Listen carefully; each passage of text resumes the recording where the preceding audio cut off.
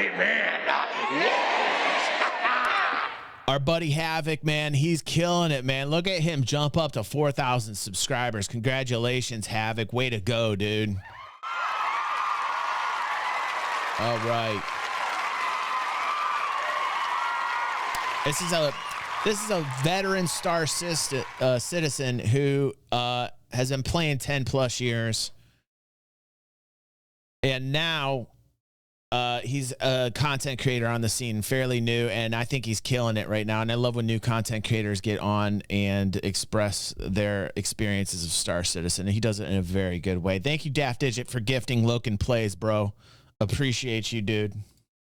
Last week brought us several big updates with Star Citizen and Squadron 42 monthly reports.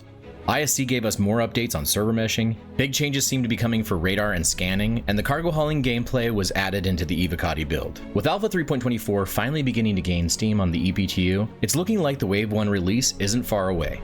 If you love to discuss the game's future and enjoy seeing all of the great sim gear and peripherals in the market, smash that like button and consider supporting the channel by clicking that subscribe button so you can stay informed. Welcome back to Last Week in the Verse.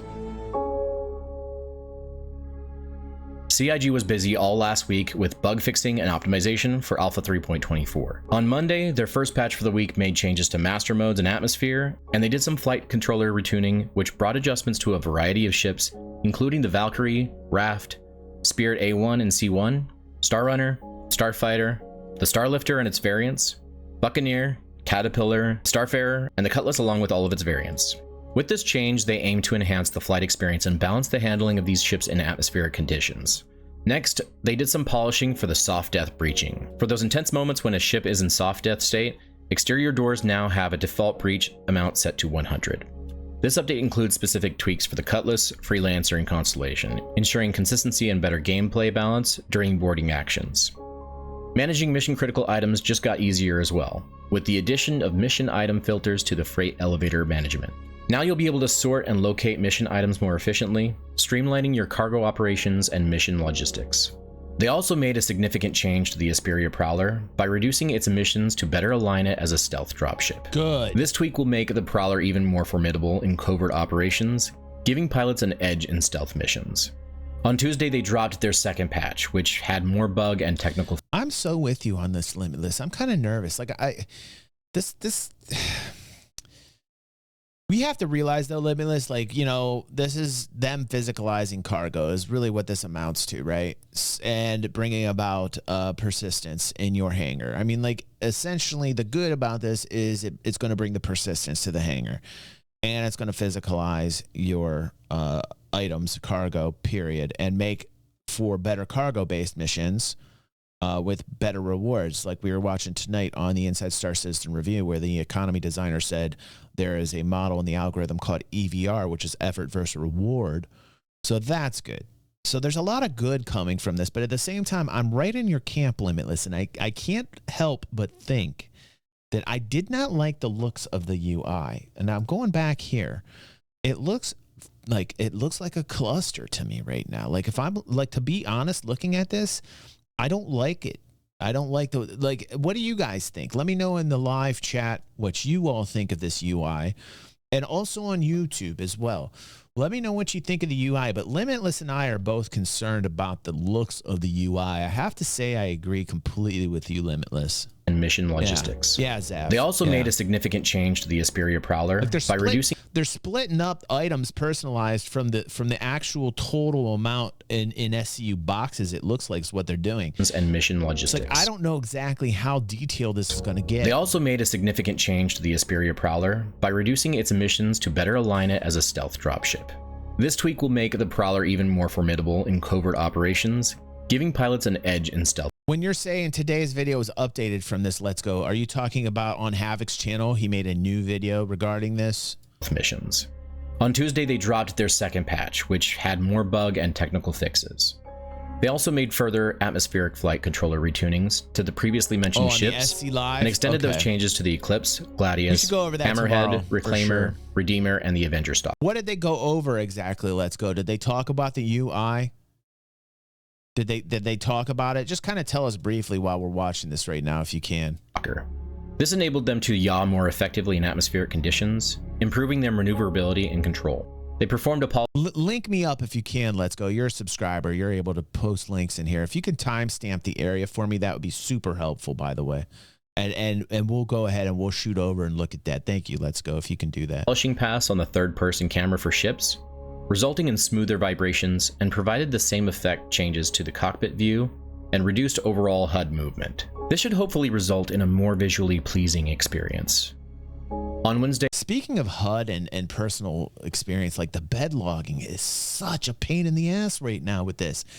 They got to fix the bed logging for fuck's sake, man. their third patch carried on with more bug and technical fixes, and they made even further aerodynamic. By the way, if you are having trouble bed logging, there are 2 sections on your bed that say get up. Okay, so realize that. I see a lot of this on Reddit. I see a lot of this on Spectrum where people are confused. And the answer to bed logging now is finding get up and pushing the right button on the get up prompt, which is that little square that says get up. So push the right mouse button and you will get the menu, and then you will see the bed log or the log out option. There are 2 get out notifications. Look down towards your shoulder area. So if you want the bed log, get in the get up one where you are looking down right at your shoulder, and right click on that one, because there's 2 of them now, which is ridiculous. They got to clean that up. That's got to be cleaned up. That's just lazy. They need to clean that up like ASAP. Changes to ships to allow them to yaw even more effectively. The biggest change, however, came when they made an update that increased all of the small hangars to size 2, allowing size 3 ships to spawn in medium hangars. This means that ships like the Crusader Spirit will now be assigned to medium-sized hangars, providing more space and easier access for larger ships. As I often do cargo runs with the Spirit, this is an amazing change, and this has been needed for a long time. What's up, Finally, now I can actually land inside here of a hangar without bumping into the sides of the walls. However, this change will also further streamline hangar operations and allow you to more easily move cargo and ground vehicles in your hangars. And finally, Friday delivered some big updates by adding new cargo hauling missions. With these new additions, you can now undertake a suite of legal missions focused on moving cargo containers between various locations.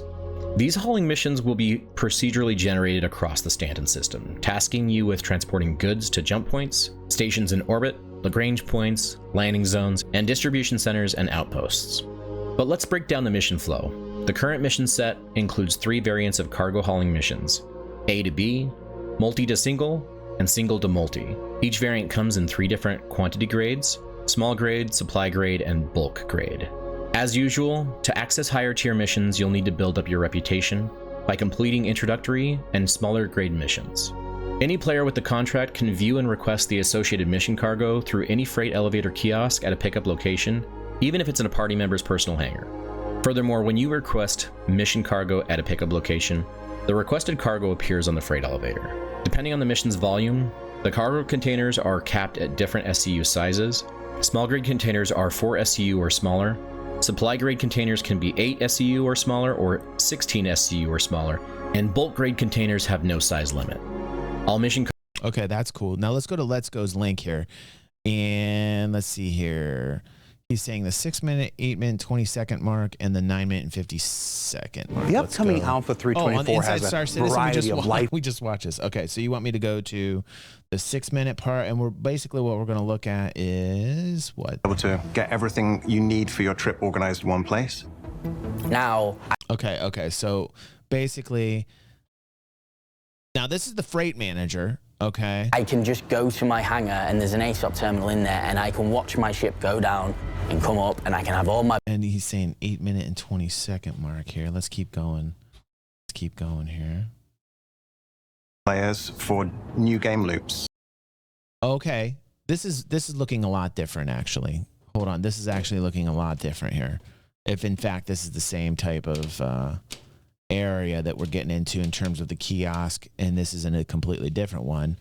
What's the next area? 8 minutes and 26 seconds. Further from there.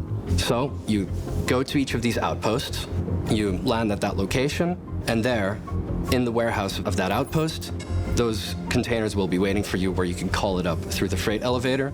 Okay, and this is when you're accepting cargo-based missions.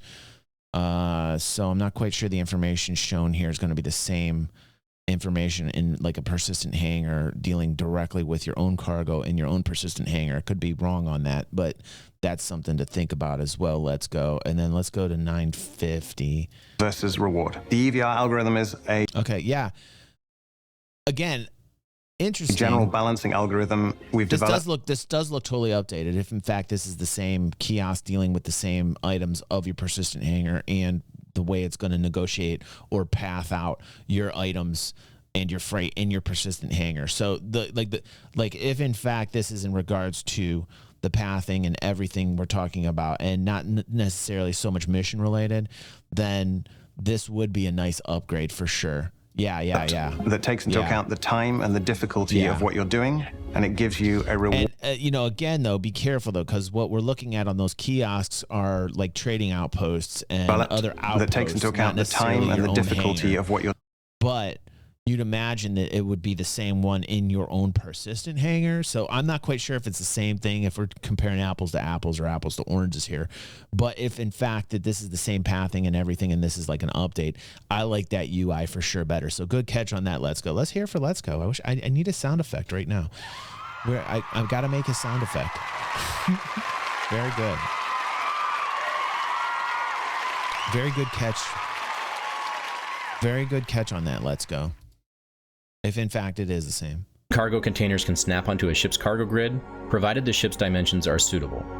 Now, it's worth noting that I've heard a lot of reports from the Evocati that these new cargo hauling missions are having quite a few issues, and many of the testers haven't been able to complete them very often. It's really unfortunate that these aren't working very well, but I expect this to get fixed over the next coming weeks. But let's talk about some of the more important law system updates. It is now no longer illegal to damage, destroy, tow, scrape, or structurally salvage an unowned vehicle. Yes, sir! Can I get an amen? Yes! And as someone who just tried salvaging for the very first time in a Vulture, by the way, I have tried the hand salvaging with and boy, that doesn't pay out well at all. So I did do it with the larger hand salvaging rifle weapon, with the canisters, which is awesome, by the way. It's fun. The animations are cool on it, but the pay is absolute crap. But this is the first time I actually salvaged in a Vulture. So the Vulture is the ship for the month, this month in July. I've been experimenting with it. I've become a salvager. I really think it's worth the reward. I think it's fun to farm. It is a bit repetitive, but I've done it a few times. Yes, there are certain bugs along with salvaging. Like you want to make sure that you scrape it first. So here's how I salvage, by the way. These are my tips for salvaging. You go in, you scrape it front and back first. Then you get outside, you get your multi-tool, and then you put in the large guns that are worth like $1,200, okay? You don't deal with the small Panthers. They are having issues right now at the kiosks, and you can't sell them. No idea why. On those Panthers, like if you're salvaging arrows, you're not going to get paid for those Panthers that you strip off for whatever knows reason. It's a bug. And I reported that bug, by the way, because it's bullshit. But you can take off the larger guns, get paid $1,200 for those a pop. So you're getting $2,400 for the guns. You can scrape the ship and you get the RMC plus the construction material. You get about 20-ish thousand per arrow. And plus the guns, so you're getting a good amount.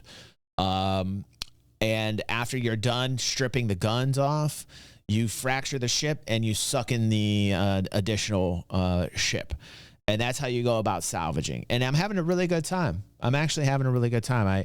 I was like, oh cool, I never flew the Vulture, so let me check it out. I learned how to fly it, and it's fun. I'm having a great time. And I would say that it pays out really well. And in fact, if you're a miner right now, I think salvaging actually pays better than mining, because I've mined before. And I think in terms of the time you put in versus the reward, I think salvaging pays a little bit more than mining. I'm almost pretty sure. It's been a while since I mined, but I want to say it does, But, again, I haven't mined in over a year. Like I used to mine quite often, and I haven't done a lot of mining lately. So anyway, just some advice. That is provided that the ship shows game rules in its description. Additionally, towing ships outside of green zones is now permitted. These changes provide more flexibility and opportunities for players to engage in salvage and towing activities.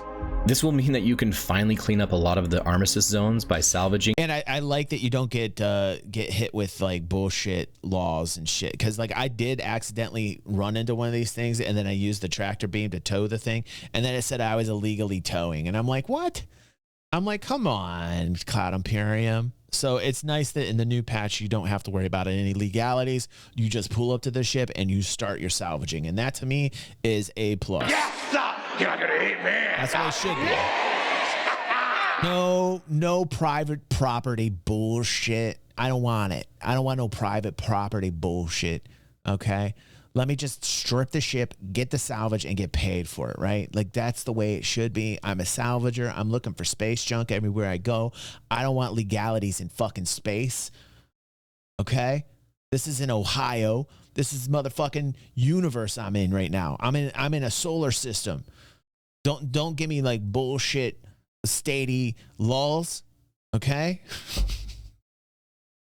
The abandoned or destroyed ships that have been left behind. Now, if they could just implement a way to repair ships via a repair tool, or tow them to pads to get them repaired after they've been soft-deathed, or even fully destroyed, and if insurance was reworked, right, this would really make things even better and introduce the first piece of repair gameplay.